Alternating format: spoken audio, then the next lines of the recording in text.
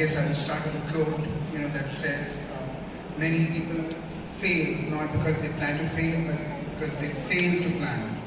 So the number one step, for anybody pursuing USMLE is, they need to decide, once they're in the third year, if they want to stay in the country or go to the Middle East for work, as an MBBS, or pursue in Europe or the US. So I think that decision making needs to come by that time.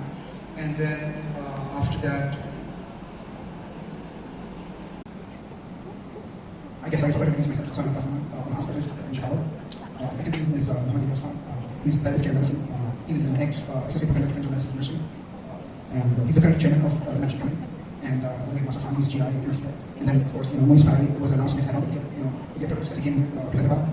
He's the grandfather of the mentorship program, and he's a permanent critical doctor from the US.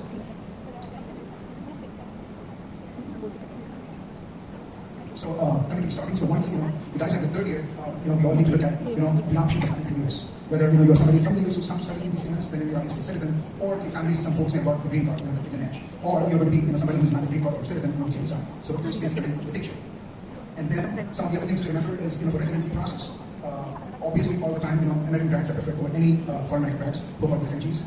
And the years of graduation since medical school do count. Ideally, less than 3 years is an automatic stream in most of the programs. And then, so there are 3 steps, in the process of EasyFNG certification.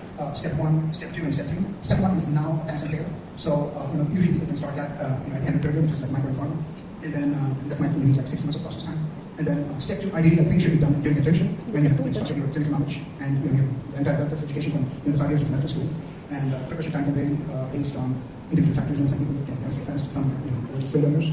And the third step is the OET, and after you get those 3 done, then you're EasyFNG certified. And the way to plan things is you should plan your graduation in such a way that the September of the year before the match, because residencies start in June, and the matching starts in September of the year before. So you should be EasyFNG certified by September of the year, so that when the EROS applications start, EROS stands for Electronic Residency Application Service. And once you start that, all your letters of recommendation should include 3 from letters of recommendation should include school or whatever you've been doing, plus from the dean. And then once you apply, within a few weeks, based upon your application process, you can start getting interviews. So that's one step, and then the match happens usually in March. March में match. And then a few things before match. The residency process.